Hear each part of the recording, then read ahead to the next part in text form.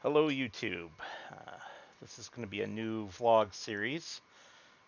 Uh, my name is Henry James Oliver, and to give you a little background, I recently separated from the military through a dependency discharge. This is a special type of discharge for those who have an unexpected obligation to be a caretaker or caregiver to a family member that are incompatible with the obligations of military service. Uh, my particular case is very unfortunate. My parents tragically passed away in a car accident approximately a month ago, uh, leaving my 16-year-old sister without a caregiver. I just got back from overseas. She's been staying with our great aunt in the meantime, but that particular great aunt uh, has enough hardship in her own life. She cannot really provide for a teenager. So I have gone through all the paperwork to get the discharge from the military and come home in order to care for my sister. Uh, an unfortunate side effect of the circumstances of my parents' death is that we basically have nothing. The bank repossessed everything because of the outstanding mortgage and loans and other financial obligations that my parents had. Um, so the only possessions we have are right next to me here. If I spin around and look, I have my Harley and its trailer, my dad's hunting camper, and my old Dodge pickup that was in storage while I was overseas. This was my high school truck. Thankfully, she still runs and drives quite well, but yeah, it's kind of left us in a bit of a bind. Um, Emily, my sister, is in the camper there. You can see she's watching something on the television there. Um, so yeah, uh, we are a few miles from my aunt's house, out near Saginaw, Bay City area in Michigan, and I, I've I've heard. Boy, this is hard. I'm sorry, folks. It's just real hard to process everything that's happened over the past month and a half. Um, anyway, I've heard that I might be able to get work uh, driving a tractor trailer, semi truck um, over here, which is something I can do. That was the first thing that I did when I got home, is because I was in the motor pool while I was in the military and I drove military rigs. I was able to convert my military license into a Michigan commercial driver's license. All I had to do was go take the test. Um, I would have more money on me, in my bank account beyond the $1,162 I currently have, if it weren't for renting a rig and paying for the test so that I could get that. But sometimes you have to make or spend money to make money. But let's jump in the old truck here.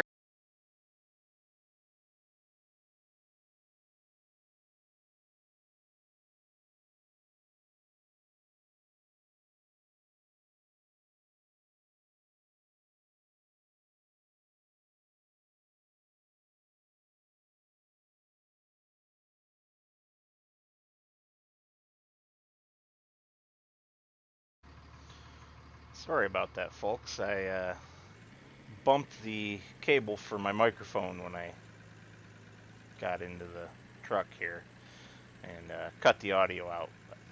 What I was saying is that I was told to get on the pavement here, and that I would want the first left-hand turn, and that would get me downtown. And hopefully we can find a place to stay for the evening, because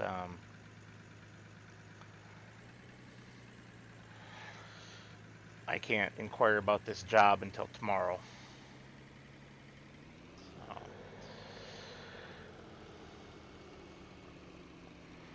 So,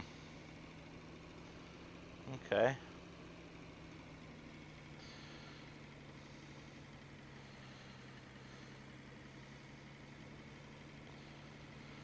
Quiet country road here.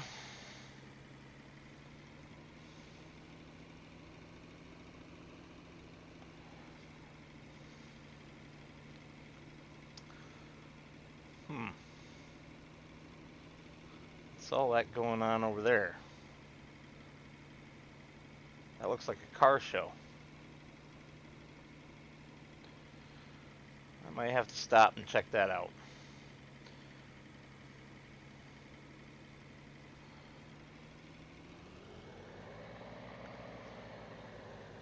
I'm thinking that it wasn't really the first left either, because this sure didn't get me downtown.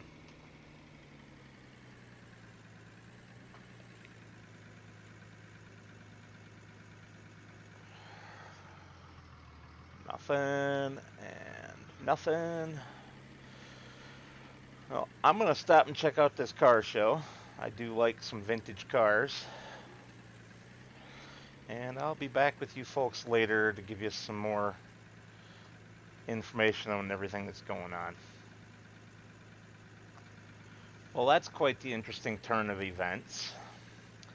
The organizers, when I pulled in, they thought I was a late arrival.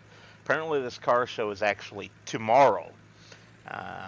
The majority of the entrants have gotten hotel rooms for the night, but as you can see in front of me, there are 3 travel trailers of different sizes, and I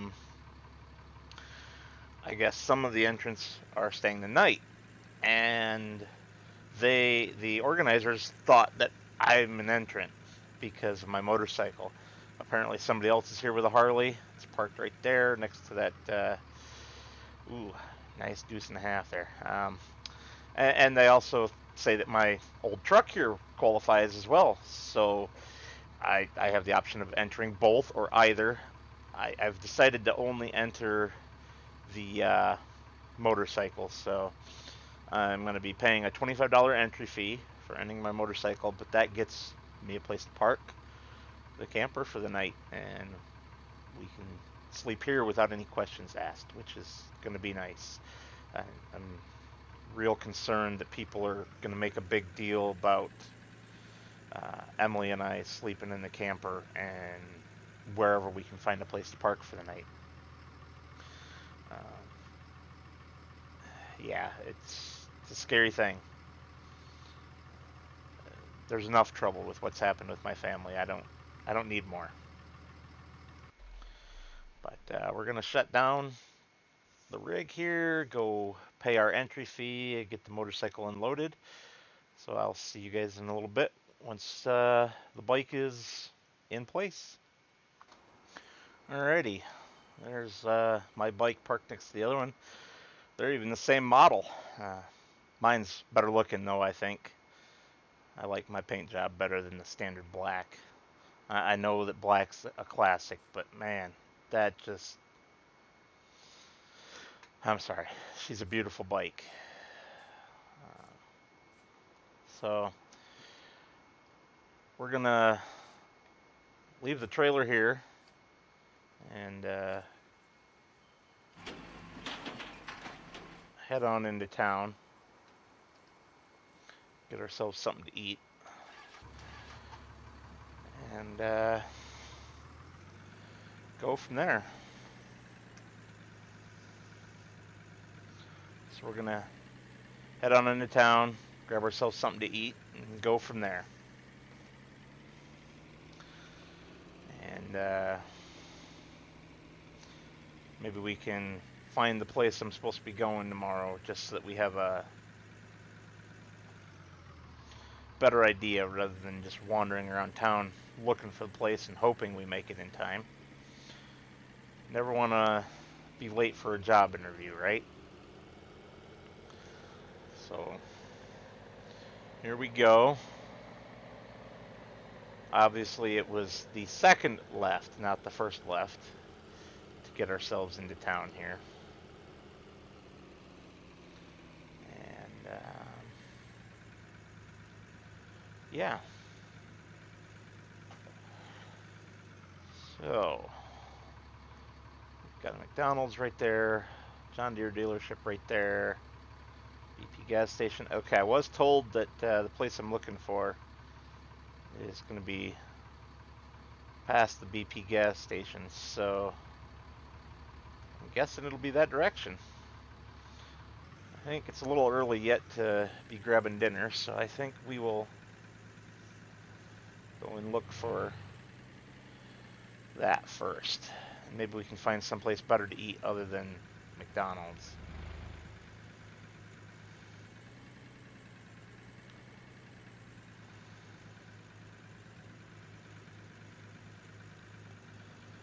So we've got a Farm Bureau Co-op on the left here, which is funny because Farm Bureau Insurance is right next door. There's a Napa.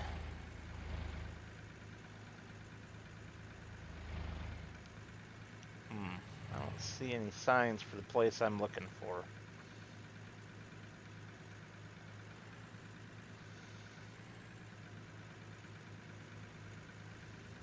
I do see a diner up there on the right, though.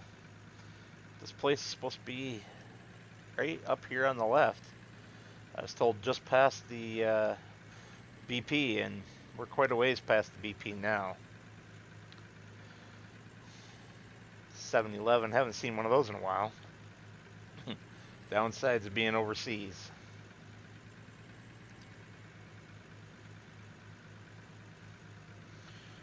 It's a weird place to park some construction equipment. Right in front of the diner. I guess they need to eat too, though. Ooh. Star of the West.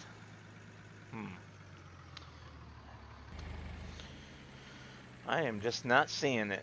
I paused the camera there for a minute so that I could look at my notes again. And I am not seeing this place, so I don't know what's going on.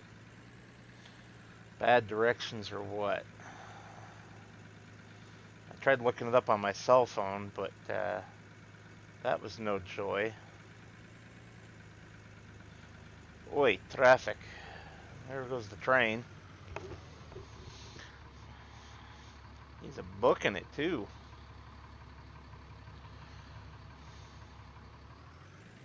Good thing we're going back the other way. This does seem like a little bit of an industrial area right here, so I'm gonna sneak back in here and see if it's back here.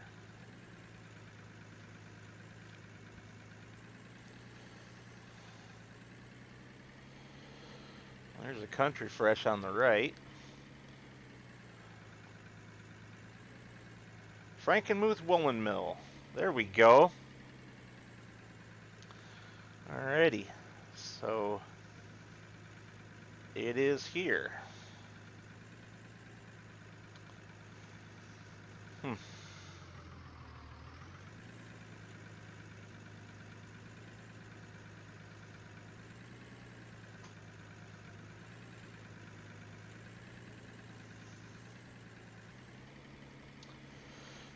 Alright. Well, that's where we'll be inquiring about a job tomorrow. So, looking forward to that. Hopefully it's a yes.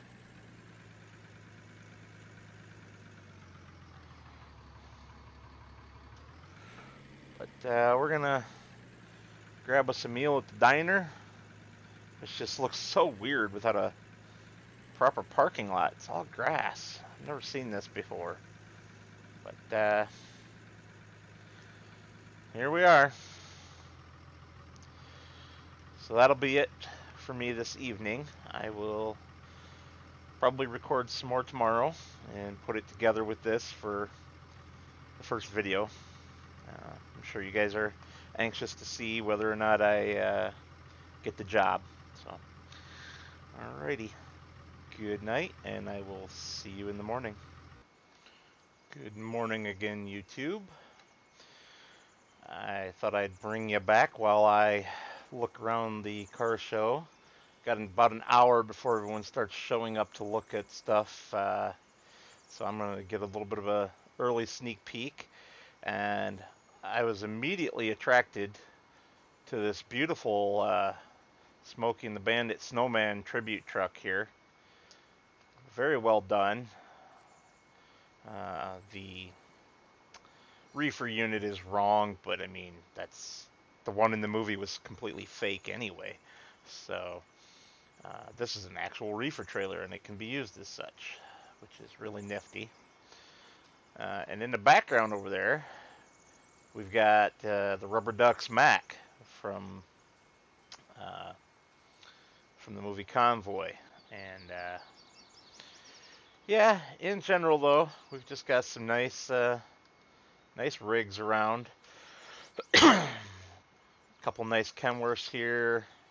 Old Freightliner cab over. A really old and beautiful, very well restored Kenworth cab over with the old crooked Kenworth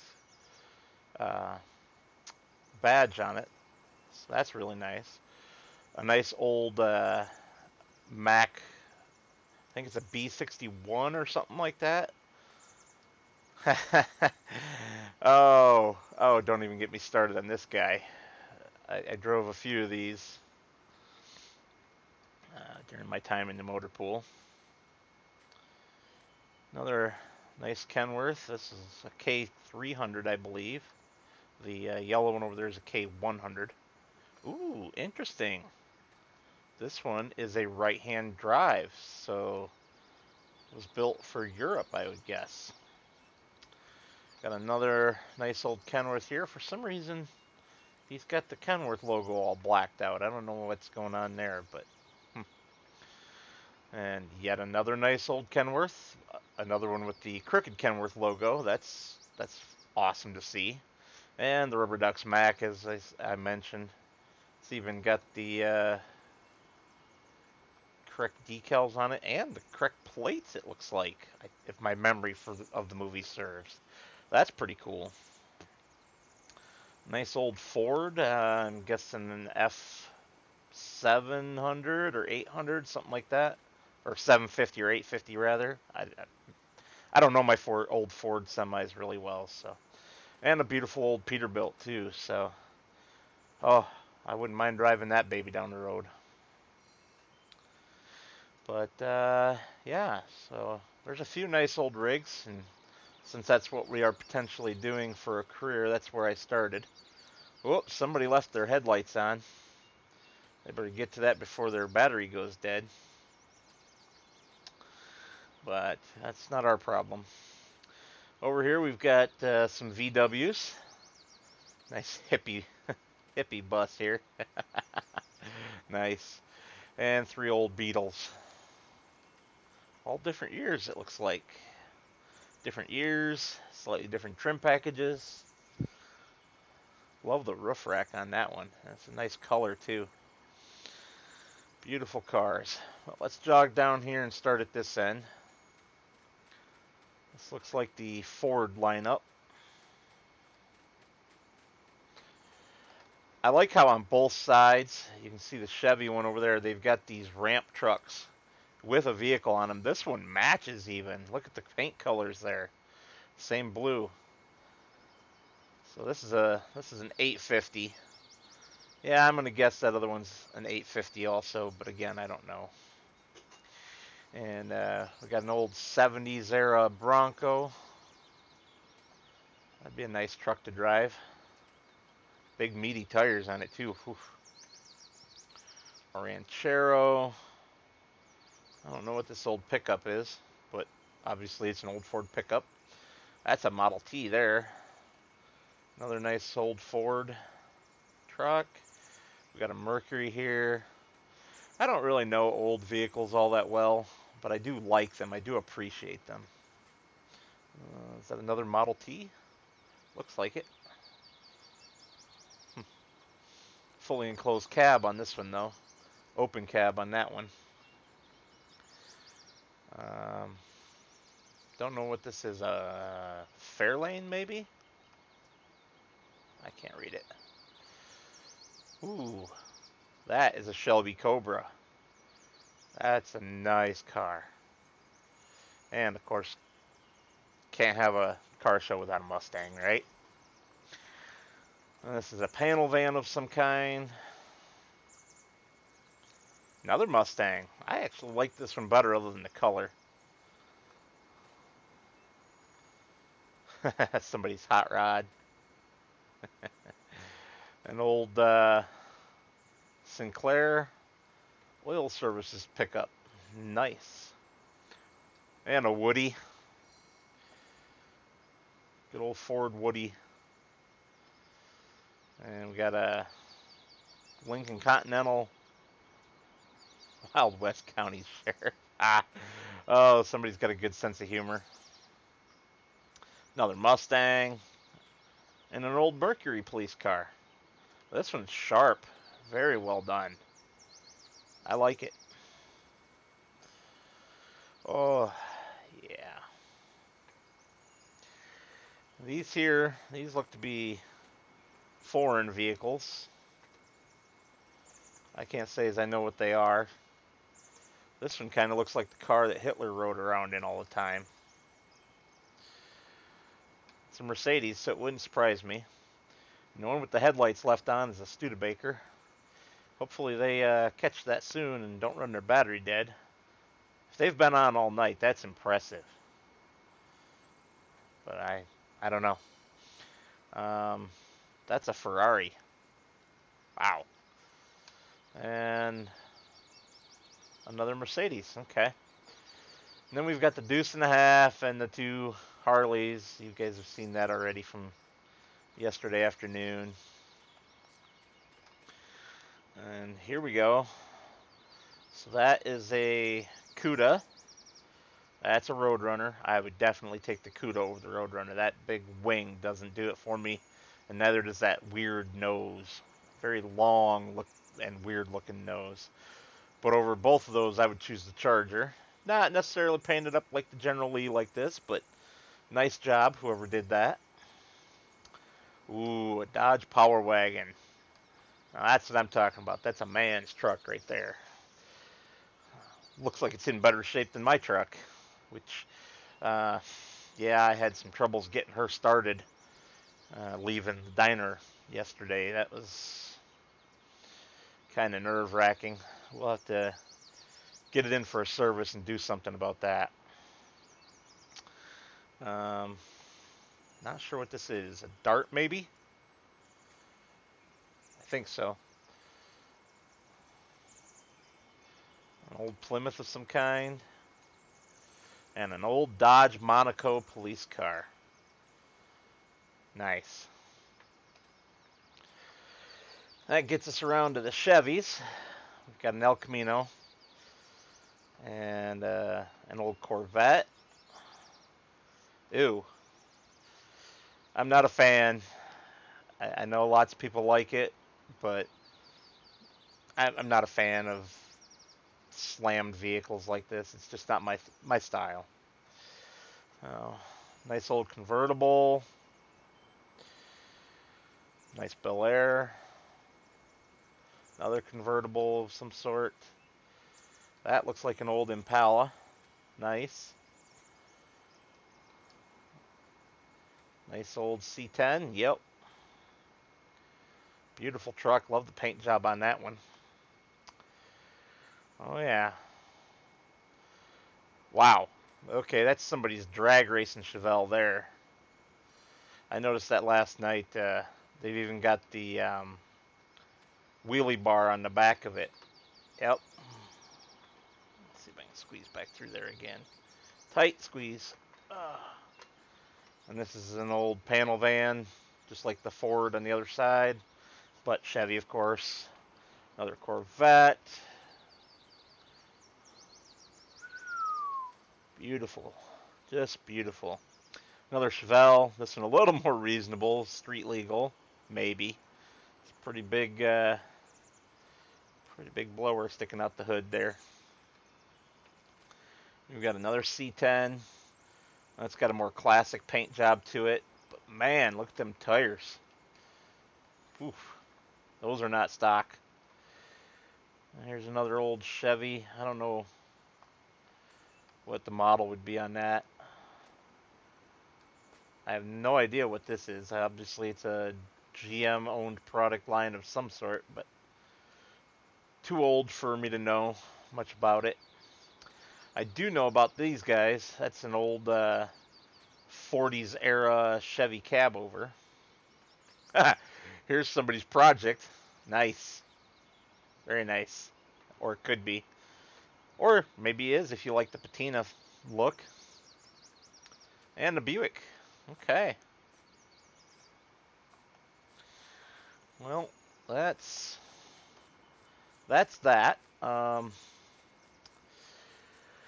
So I'm going to head into town now, and we're going to see about that job.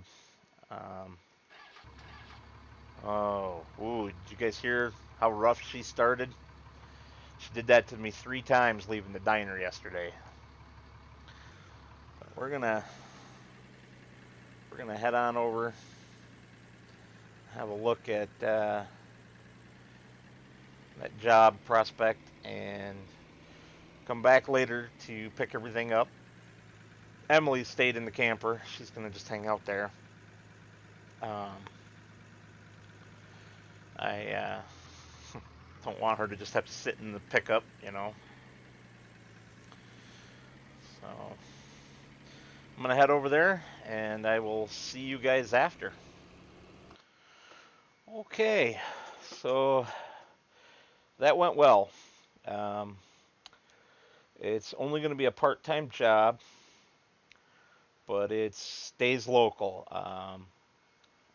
And it's actually not just for this place. It's also for a couple of the other local businesses. They all share the expense, and it is driving a yard tractor, a switch tractor. Just getting trailers shuffled in and out of docks and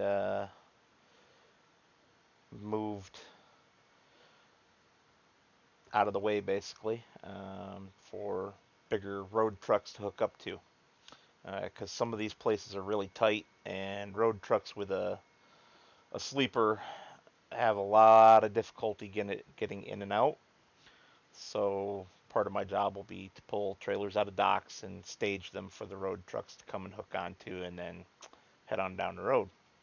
And then vice versa, road trucks will bring in trailers and they'll just drop them, and it'll be my responsibility to actually put them in the dock. So we'll be doing quite a lot of that. And interesting thing though is that we've seen the truck I'll be using. It's currently down at the car show. It's the cab over Kenworth without the sleeper, the gray one. Oof. Come on, baby. Don't fail me now while I need you most. So we're going to head back down there real quick. And see what's going on. The car show ends at 1 o'clock. It's about 9:45 right now, so got a little bit of time to kill.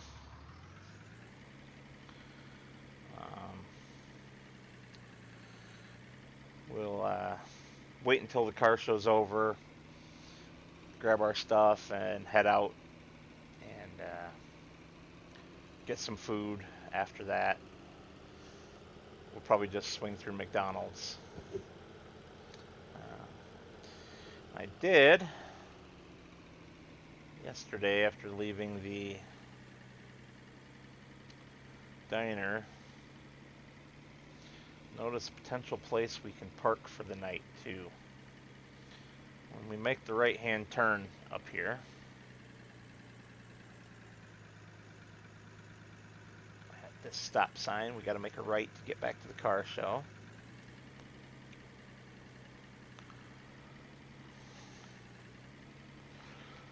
Up here, just past these trees on the right-hand side, is an empty lot. It looks like potentially a warehouse or something.